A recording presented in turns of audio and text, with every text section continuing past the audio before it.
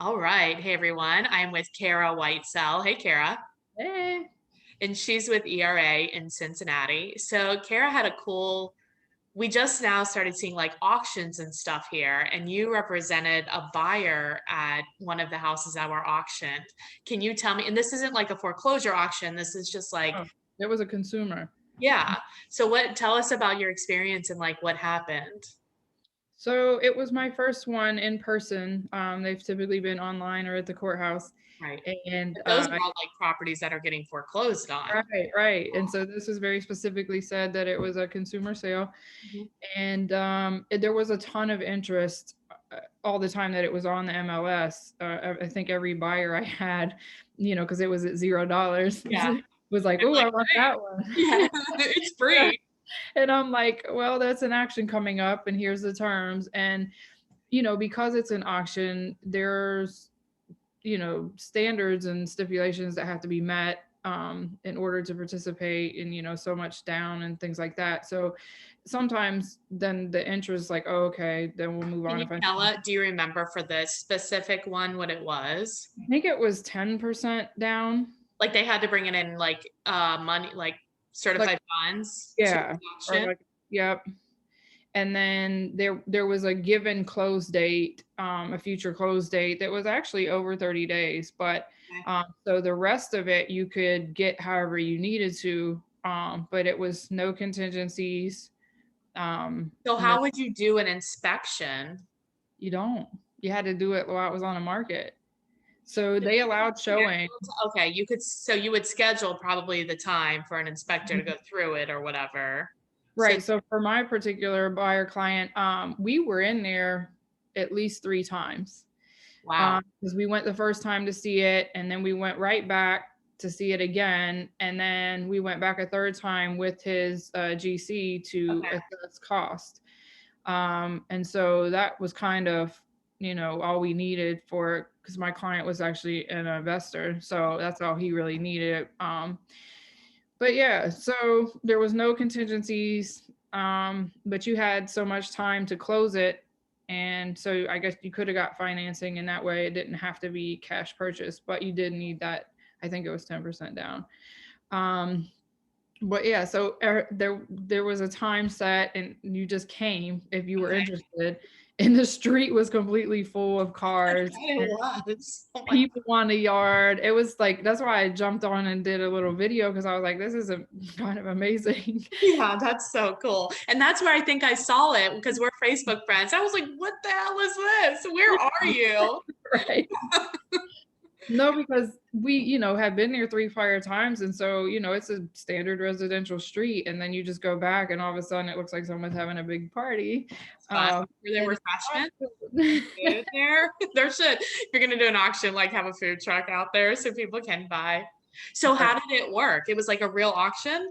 It was. So Derek Steiner, who's with Comey and Shepherd, but he's a registered auctioneer person. Okay. Very, very nice guy. Uh-huh. He listed the property and then he was the auctioneer there. And then I guess another, I don't know if he's a relative or what, but I think he was also a Steiner, was sort of the guy that did the. That's fun. Did you get like a paddle or did you have to raise your hand? You had your number that you got when you Okay. came.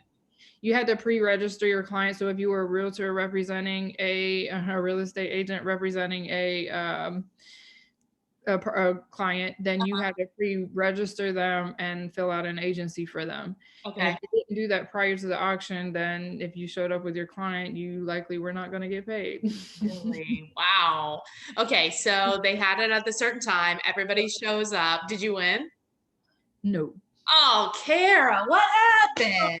I now now I'm not gonna put my client out, but I did advise him of the potential of the property, and he had a number that he wanted to sit at, and it kind of That went over that. happens. So Well, I especially if you're an investor. I mean, there's only that's happened to me so many times. I'm just like, that's the number that I have. Like, I can't, it makes no financial sense at that point if it's more. But of course, we hung out just to see how far it would go. And Yeah.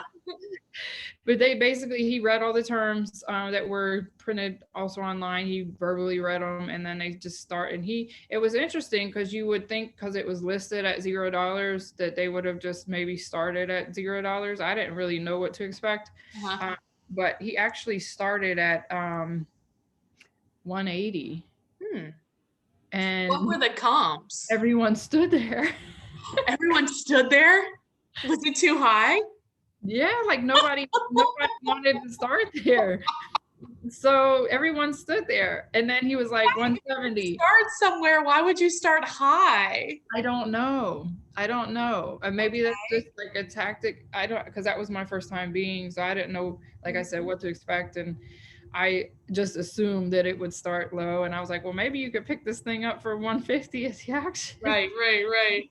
if nobody bids up. But no, they started at 180 and everyone just stood there and looked around. Like, Oh my God, that's hilarious. then he went down 170, 160. Oh my God. When they got down to 150, that's when the first person said it. And then Okay. next, next, next.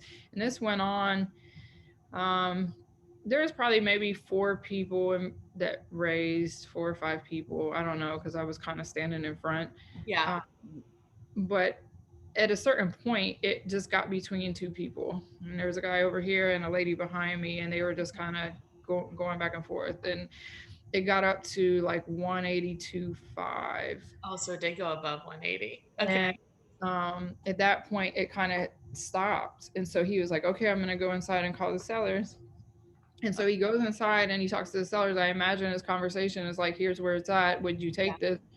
They probably said yes. Um, my guess is, but because when he came back out, he said the house is going to sell today. Yeah. But then he said, is any last chance? Does anyone want to do 183? Right. It's like, okay, 183, 183.5. And then this goes on. And I don't quote me on this Mhm. because I didn't write it down. Yeah. But I think it sold at 185.5, if I'm not Okay. mistaken.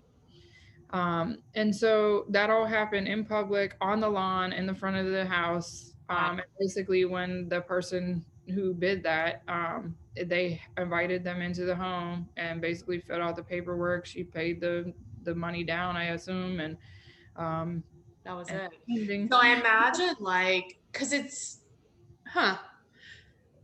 Do you think they would have gotten more if they would have put it like regularly on the MLS versus doing an auction?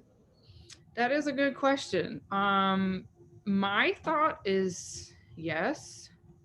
And the only reason I think that, because I did go through it a few times, I did see what was wrong with it and what needed done. It was definitely outdated, Yeah. and there was a foundation concern. But with all that said, it wasn't anything major. Okay. You just didn't know anything. And being that if it was regular on market, you wouldn't have to put all that down. It would have opened it up to the ability of more Oh people. yeah, that's true, right? Right. Yeah, And because it's not like they put more weight on cash. It was still they cash or financing. It didn't seem like it mattered. It was your money right. now. Interesting, because Yeah. your guy got that money back, right? It's not like he had to give the 10% and he never got it back. He didn't even give it to them. Didn't even give it. You don't Yeah, give it unless you win. So he didn't even give anything.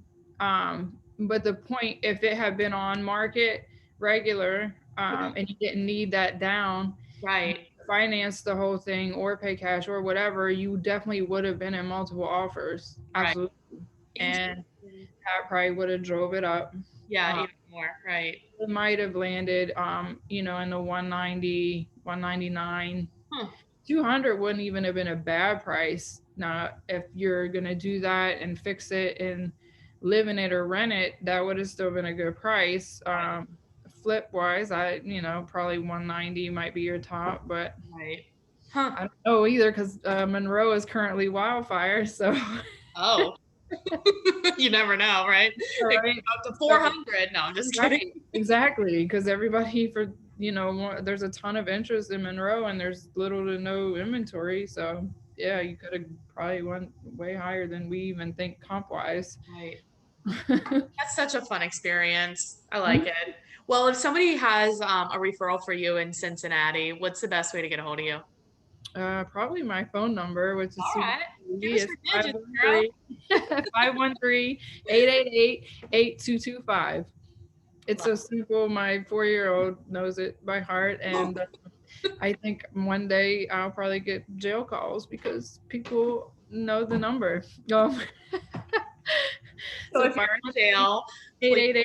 513-888-8225. I'm also on every social media that you can probably think of at Carrier Realtor. And and of course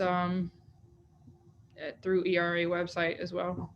Perfect. Awesome. Well, I appreciate you being on and sharing that experience. Thank It's you pretty for fun and it like gives us something to think about. Like there's a lot of ways to sell a house and it yes. really depends on what's going to be the best for the client, you know? So cool. Right. Well, thanks, Kara. Well, thanks for having me. It was great catching up with you. Yeah.